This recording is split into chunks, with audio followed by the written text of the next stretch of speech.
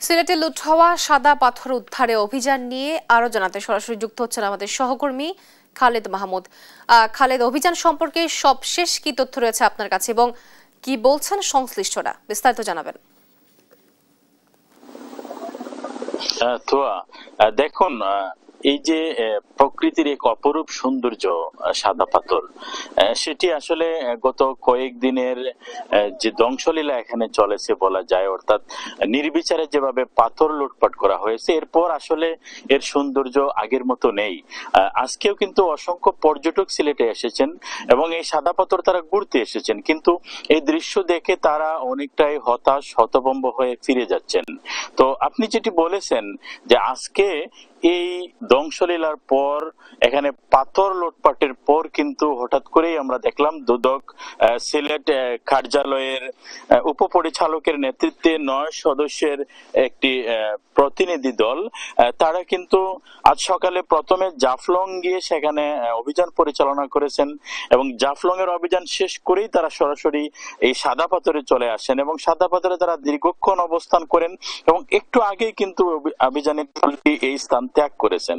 তো আমরা যেটি জানতে পেরেছি, দুই জায়গায় পৃথকভাবে অভিযান পরিচালনা করলেও তারা কাউকে আটক কিংবা কোনো জরিমানা করতে পারেননি। তারা মূলত এখানে এসে দীর্ঘক্ষণ অবস্থান করে চলে গেছেন। কিন্তু এখানকার যারা পর্যটক এবং স্থানীয়রা আছেন, তারা একটি প্রশ্ন রাখছেন। তারা বলছেন যে এত কিছুর পর এখন কেন অভিযান?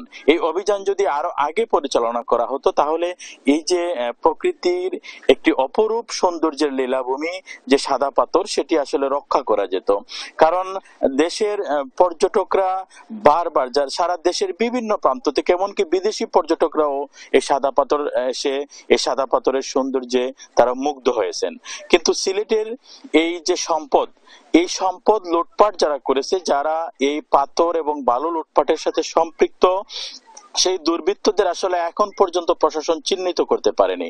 আমরা বিভিন্ন সুধীজন যাদের সাথে আমরা কথা বলেছিলাম, তারা বলছেন যে এখন পর্যন্ত কেন তাদেরকে চিহ্নিত করা যায়নি, এটি আসলে প্রশাসনের ব্যর্থতা বলেই তারা মনে করছেন।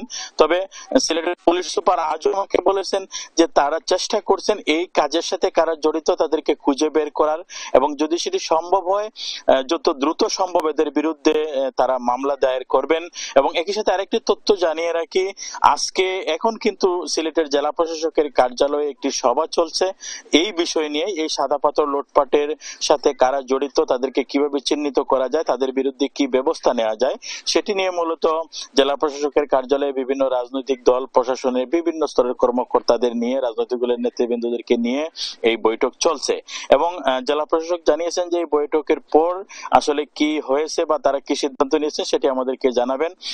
এছাড়া জেলা প্রশাসন 3 সদস্যের একটি প্রতিনিধি দল গঠন করেছেন। এই প্রতিনিধি দল তদন্ত কমিটি গঠন করেছেন। এই তদন্ত কমিটি কিন্তু কাজ করছে এখানে আসলে কারা জড়িত, এই এখানকার পাথর কারা লুটপাট করেছে এবং এই লুটপাটের সাথে কোনো রাজনৈতিক দলের নেতাকর্মী জড়িত কিনা সেটিও তারা তদন্ত করছেন।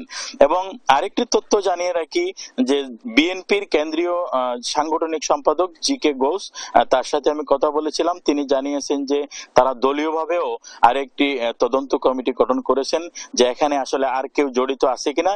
নিশ্চয়ই আপনি জানেন যে ইতিমধ্যে এই কোম্পানিগঞ্জ উপজেলা বিএনপির সভাপতি যিনি শাহাবুদ্দিন, তাকে তার দল বহিষ্কার করেছে, তার বিরুদ্ধে তারা ব্যবস্থা নিয়েছেন। এরপরও আর কোন দলীয় নেতাকর্মী এখানে জড়িত আছে কিনা, বিএনপি, যুব দল, ছাত্র দল, স্বেচ্ছাসেবক দল, এই সহযোগী সংগঠনের কোন নেতাকর্মী জড়িত আছে কিনা সে বিষয়টি নিয়ে তারা কাজ করছেন। এবং আরেকটি তথ্য আপনাকে জানিয়ে রাখি যে এখানে সাদা পাথরে যারা ঘুরতে আসছেন এখনো, তারা মূলত এখন কিছু পাথর, মূল যে স্পট যেটি, সেখানে এখনো কিছু পাথর রয়েছে, সেটি দেখে তারা আসলে কিছুটা মুগ্ধ হচ্ছেন। কিন্তু দর্শকরা খুবই হতাশা প্রকাশ করছেন যে এই সাদা পাথরের সর্বত্র কিন্তু পাথর ছিল এবং এই পাথরের কারণে এই অঞ্চলের নাম সাদা পাথর হয়েছিল। এখন স্বচ্ছ ঠান্ডা পানি আছে কিন্তু পাথর নেই, সেই তুলনায় পাথর না থাকায় দর্শকরা অনেকটাই হতাশ হয়ে তারা ফিরে যাচ্ছেন। তো সিলেটের সাদা পাথরের এই বর্তমান পরিস্থিতি নিয়ে ছিল আমার কাছে সর্বশেষ দোয়া।